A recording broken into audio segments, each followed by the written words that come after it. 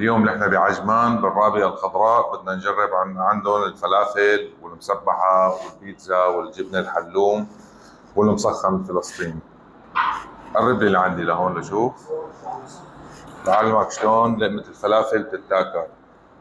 هيك بسوريا نحن هيك بناكلها، نفعص قص الفلافل هيك بقلبها، بدها بندوراية طبعا، هون بدها نعناع مخلل ليمون،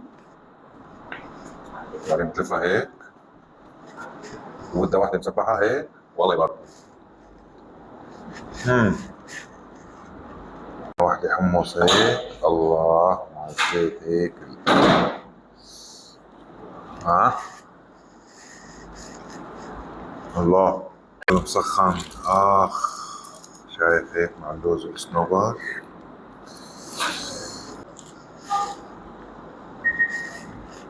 هيك بلقمة حلوم واحدة بيتزا.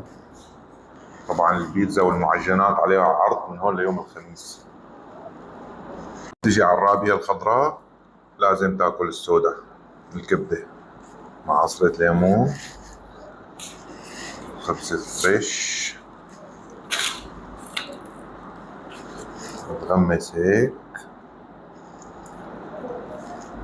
نغمغة. قرب شوف لي هالفلافل، الفلافل المحشي، الله أكبر. سخان ما بينشبع منه. وفي العرض، لا تنسوا العرض على كل المعجنات، 2 والثالثة مجانا من هون ليوم الخميس.